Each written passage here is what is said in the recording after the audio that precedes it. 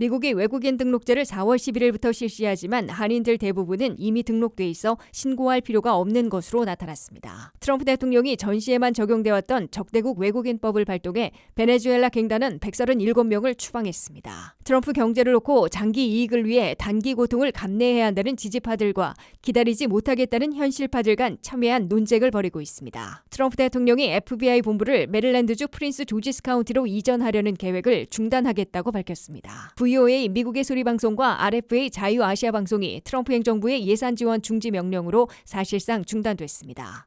시청자 여러분 안녕하십니까? 워싱턴 뉴스 투데이입니다. 미국에서 14세 이상 외국인들이 30일 이상 체류 시 등록토록 하는 외국인 등록제를 4월 11일부터 실시하지만 한인들은 대부분 등록돼 있어 새로 신고할 필요가 없는 것으로 나타났습니다. 영주권자와 영주권 수속자들 그리고 미국 비자로 입국한 경우 오버스테이 불법 체류자와 다카 수혜자들까지 이민 당국이 이미 기록을 갖고 있어 새로 등록해야 하는 대상에서 제외됐습니다. 한면택 기자의 보도입니다. 트럼프 행정부가 이번에는 합법, 불법 가리지 않고 14세부터 외국인들이 30일 이상 체류하면 이민 서비스국에 등록해야 하는 외국인 등록제를 시행한다고 공표했습니다. 미국의 외국인 등록제는 연방관부에 게재돼 4월 11일부터 시행되고 이민 서비스국 웹사이트에서 개인별 계정을 개설한 후에 온라인으로 G325R 폼을 작성해 제출해야 합니다. 그러나 한인들은 거의 대부분 이미 등록된 것으로 간주되고 있어 새로 등록할 필요는 없는 것으로 나타났습니다. 이민당국이 이미 등록 정보를 갖고 있어 새로 등록할 필요가 없는 대상으로는 첫째, 영주권자와 영주권 수속자들입니다. 이들은 이민 서비스국에 이미 개인정보들을 등록한 것으로 간주돼 4월 11일 이후에도 새로 등록할 필요가 없게 됩니다. 둘째, 미국에서 여러 가지 사유로 워크퍼밋 카드를 보유하고 있는 외국인들입니다. 여기에는 영주권 수속 마지막 단계에서 EAD를 받은 사람들도 있고 다카 수혜자들도 포함됩니다. 셋째, 미국의 비이민 비자를 받고 들어와 장기 체류하고 있는 유학연수생, 취업자들도 이미 비자 정보가 등록돼 있어 새로 신고할 필요가 없습니다. 심지어 한번 비자를 받고 미국에 들어왔다가 비자가 만료돼 오버스테이, 불법 체류하고 있는 경우에도 해당자의 정보를 미이민 당국이 이미 보유하고 있어 새로 신고할 대상에서 제외됩니다.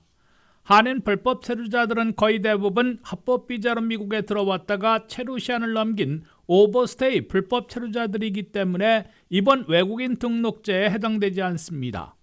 넷째, 무비자로 미국을 방문해 90일까지 체류하는 한국인들은 한국을 출발하기 전에 ESTA를 받고 미국에 도착해 I-94W를 스탬프로 받아 개인정보가 CBP에 등록되기 때문에 새로 신고할 필요가 없습니다.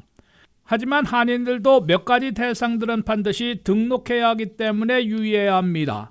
첫째, 부모와 함께 이민 수속 중이지만 아직 펜딩 중이고 워크퍼밋을 승인받지 못한 자녀들은 이민 서비스국에 해당 자녀의 이름으로 계정을 개설하고 신규 등록을 제출해야 합니다. 둘째, 다카 드리머이지만 추방유예와 워크퍼밋 카드를 받은 적이 없으면 새로 등록 신고를 해야 합니다. 셋째, 미국을 방문해 30일 이상 체류할 때 14세 생일을 맞는 어린이들은 신규 등록을 해야 합니다. 넷째, 캐나다 시민권자 한인들은 미국을 들어올 때 I-94W를 스탬프 받지 않아 왔기 때문에 이번 등록제로 신규 등록해야 할 의무가 생깁니다. WKTV 뉴스 한면택입니다. 트럼프 대통령이 전시에만 적용했던 적대국 외국인법을 발동해 베네수엘라 갱단원 137명을 처음으로 추방해 신속 추방에 착수했습니다.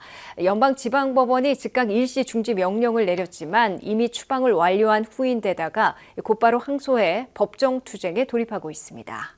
도널드 트럼프 대통령이 227년 전에 제정돼 지금까지 단 3차례에만 적용됐던 적대국 외국인법인 1798을 지난 15일 오전에 발동하고 이에 맞춰 베네수엘라 갱단은 137명을 추방했습니다. 이 적대국 외국인법에 적용하면 미국을 침공한 것으로 간주되는 적대국 출신들로 갱단원과 같은 공공안전 위협 인물들을 체포하는 대로 추방재판 없이 신속 추방할 수 있습니다.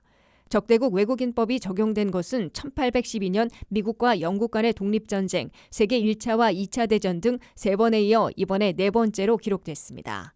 트럼프 대통령이 1798년에 적대국 외국인법을 발동한 데 맞춰 연방정부는 지난 토요일 즉각 베네수엘라 갱단인 트렌데 아라구아 조직원 137명을 포함해 261명을 엘살바도르로 추방했습니다.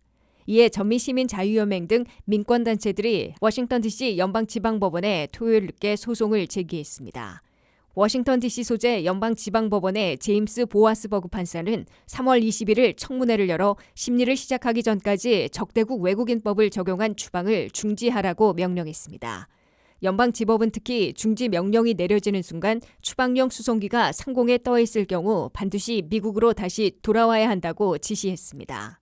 그러나 트럼프 행정부의 연방법무부는 법원 명령이 내려진 순간에는 이미 추방이 완료된 상황이었으며 관할권이 없다는 이유로 즉각 상급심에 항소했습니다.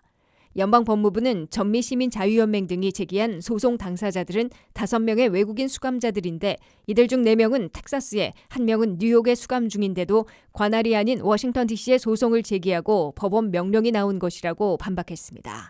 트럼프 행정부는 사상 최대 불법 입국자 체포 추방 작전이 예산 부족과 소송 등 여러 난관에 부딪혀 차질을 빚자 전시에 적용됐던 227년 전의 적대국 외국인법을 발동해 갱단원과 같은 위험 인물들은 추방 재판 없이도 신속 추방하는 작전에 돌입한 것으로 해석됩니다. 이 법에 적용하려면 대규모로 미국에 불법 입국시켜 미국을 침공한 적대국으로 간주할 수 있어야 하고 공공안전이나 국가안보를 위태롭게 해야 하므로 주로 중남미 출신의 갱단원, 마약 카르텔, 인신매매 조직원들을 체포하는 대로 신속 추방하게 될 것으로 예고되고 있습니다. 이에 앞서 부진한 추방자 수를 획기적으로 늘리기 위해 신속 추방이 가능한 대상들을 대폭 확대해 놓고 있습니다. 트럼프 행정부는 2라운드 추방 작전에 가속도를 내기 위해 최종 추방령을 받고도 잠적한 130만 명에 대해 별도의 추방 재판이 필요 없으므로 신속 추방의 주요 타겟으로 삼고 있습니다. 또한 불법 입국 체류한 지 2년이 안 된 바이든 시절 들어온 외국인들 대략 400만 명도 체포하는 즉시 신속 추방할 수 있는 타겟으로 결정해 놓고 있습니다. 트럼프 대통령의 경제를 놓고 장기 이익을 위해 단기 고통을 감내해야 한다는 지지파들과 단기간이라도 기다리지 못하겠다는 현실파들 간 첨예한 논쟁을 벌이고 있습니다. 트럼프 대통령은 장기 이익을 위해 단기 고통을 감내해 줄 것을 호소하고 있는데 소비자들은 관세로 물가 급등을, 사업체들과 투자자들은 주가가 폭락했다며 방향 전환이나 속도 조절을 요구하고 있습니다. 한면택 기자가 보도합니다. 트럼프 경제는 야심찬 포관들로 성공만 하면 미국 경제를 체질 개선시킬 수 있으나 문제는 시간이 많이 걸리고 그때까지 단기적 고통을 감내해야 하는 과제를 수반하고 있습니다. 도널드 트럼프 대통령은 잇따른 관세 부과 등에 따른 가격 인상, 인플레이션과 불경기 불안까지 증폭되자 미국민들이 단기적인 일시 고통을 느낄 수 있지만 장기적으로는 강탈당해온 미국 경제를 더욱 강하게 만들 수 있다고 강조해왔습니다. We may have short term some little pain and people understand that, but long term the United States has been ripped off by virtually every country in the world. Do you think there will be a recession? I don't see it at all. I think this country is going to boom.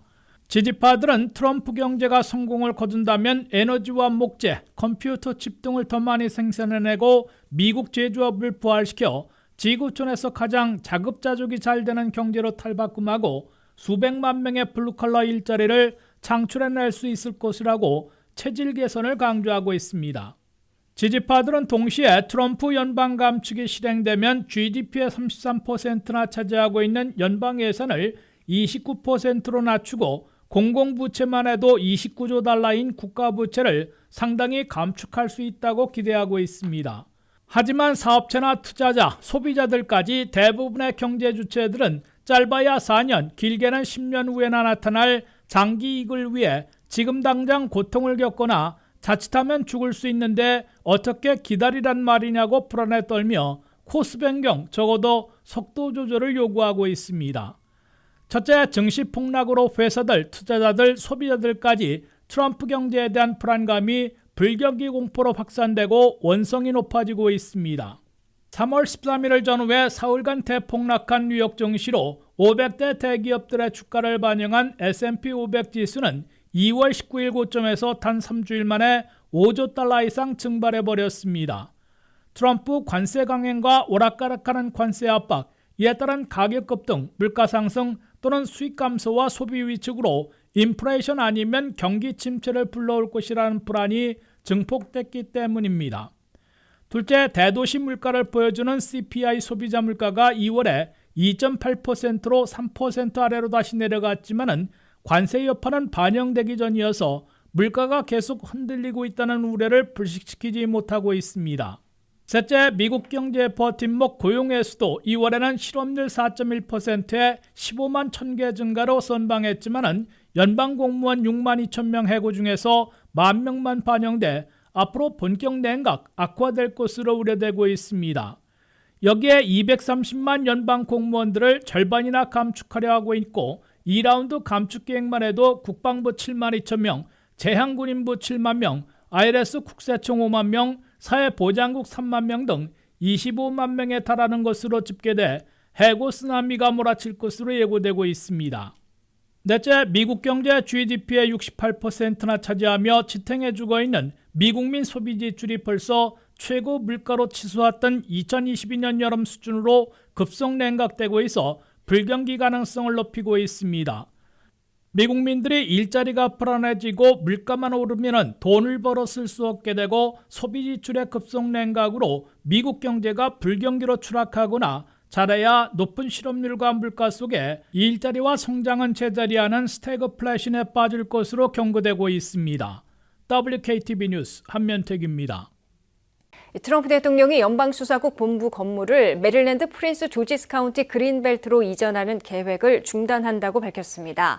트럼프 대통령은 우리는 즉각 이 계획을 중단하고 현재 본부 위치에 새로운 건물을 세울 것이라고 발표했습니다. 이에 따라 연방조달청은 1년 전에 이전을 확정했지만 트럼프 대통령의 중지 계획이 반영된다면 원점에서 재검토해야 할 것이라고 밝혔습니다. 홍의진 기자의 보도입니다.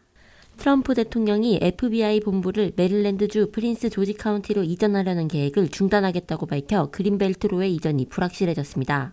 이번 발언은 FBI 본부의 이전 결정이 내려진 지 1년이 지난 시점에서 나왔으며 이에 따라 건설이 아직 시작되지 않은 상황에서 프로젝트에 대한 지연이 불가피하게 될 전망입니다.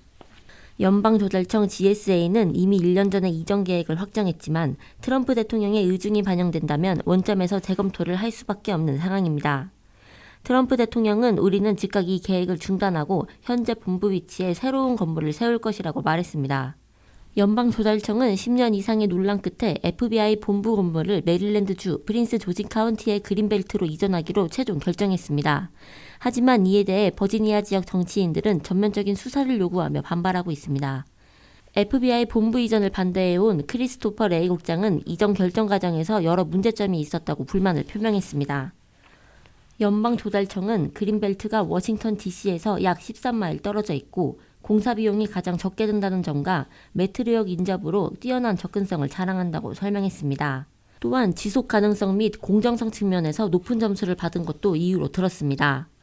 트럼프 대통령은 FBI 본부의 새로운 위치에 대한 구체적인 계획은 밝히지 않았지만 FBI 본부가 현재 위치에 계속 남을 것이라고 말했습니다. 이어 FBI 국장 카시 파텔은 DC 외곽으로 요원들이 이전하면 본부가 그렇게 큰 공간이 필요하지 않다고 말했고 이 발언은 FBI 본부 위치에 대한 불확실성을 더욱 키우고 있습니다. 메릴랜드 정치인들과 주민들은 FBI 본부가 그린벨트로 이전함으로써 지역 경제에 긍정적인 영향을 미칠 것이라고 큰 기대를 품었지만 불과 몇 마디의 발언으로 무산될 위기에 처했습니다. 메릴랜드주의 정치인들은 여전히 이 문제에 대해 싸울 의지를 보이고 있으며 FBI 본부가 메릴랜드로 이전해야 한다는 주장을 계속 이어가겠다고 밝혔습니다. WKTV 뉴스 홍우진입니다. 도널드 트럼프 대통령이 예산 지원 중지 명령을 내려 VOA 미국의 소리 방송과 RFA 자유아시아 방송이 사실상 중단됐습니다. 연방의회가 최종 승인해야 폐지가 확정되고 연방법원에서 제동이 걸릴 수 있지만 현재 예산 집행이 중단되고 전 직원들을 유급 휴가 처리해 방송 송출은 이미 중단되고 있습니다. 도널드 트럼프 대통령은 1기 임기 때 법원의 제동으로 성공하지 못했던 VOA 미국의 소리방송과 RFA 자유아시아방송 등을 전면 폐지하는 작업에 2기 임기 초반 착수했습니다. 트럼프 대통령은 보이스 오브 아메리카와 라디오 프리 아시아 등 5개 방송들을 송출하는 USAGM 미국 글로벌 방송위원회에 대한 예산 집행을 전격 중지시켰습니다. USAGM은 산하 5개 방송사에서 일해온 3,500여 명의 직원들을 거의 대부분 유급 휴가 처리하고 방송 제작과 송출을 중지시키는 조치를 취했습니다. 1942년 창설돼 한반도에도 한국어로 80년 이상 송출해온 VOA 미국의 소리 방송은 1,300명의 기자와 PD, 기술직, 보조원 등 거의 전원을 유급 휴가 처리하고 방송 출입과 장비 사용을 금지시켰습니다. 이 때문에 VOA는 오디오와 비디오로 제작돼 송출되어 온 방송이 83년 만에 전격 중지됐습니다. 유튜브 시대를 맞아 영상으로 제작해 여러 플랫폼에 게재돼 왔으나 신규 제작은 중단되고 기존의 프로그램들만 게재되어 있습니다. VOA 미국의 소리 방송은 한반도 해빙기와 군정, 한국전쟁 당시 한국민들을 상대로 단파 라디오로 미국과 자유민주주의의 소식을 전파해 큰 위로를 준 바 있습니다. 영상시대에 접어들어서는 남북한 소식은 물론 미국 행정부와 연방의회, 싱크탱크들의 대한반도 정책과 입장을 취재 보도하고 유튜브로 널리 알려왔습니다. RFA는 USAGM으로부터 예산 지원이 중단돼 방송 제작과 송출이 어려웠다고 공지하고 160여 명의 직원들에 대해 유급 휴가 처리해 사실상 방송을 중단시켰습니다. RFA 라디오 프리 아시아는 1996년에 신설돼 채 30년이 안 됐는데 수차례 폐지 위기를 넘겼다가 현재까지 방송을 이어왔습니다. RFA는 한국어를 구사하는 기자, PD들은 물론 탈북민들을 출연시켜 주로 북한 내부 사정을 취재 보도하고 북한 주민들에게는 자유민주주의를 설파해왔습니다. 한반도에도 수십 년간 송출해온 VOA 미국의 소리 방송과 RFA 자유아시아 방송의 중단은 연방법원에 의해 제동이 걸릴 수도 있고 연방의회가 승인해야 폐지가 확정되기 때문에 앞으로의 추이가 주목되고 있습니다. 하지만 트럼프 머스크 팀의 폐지 방침은 오래전부터 예고되어 온 것이어서 적어도 획기적인 삭감을 피하지는 못할 것으로 보입니다. VOA 미국의 소리 방송과 RFA 자유아시아 방송에는 모두 한국어 서비스국이 있어 각 20여 명과 40여 명이 일하고 있는 것으로 알려지고 있습니다. 이상으로 워싱턴 뉴스투데이를 마치겠습니다. 시청해주신 여러분 고맙습니다.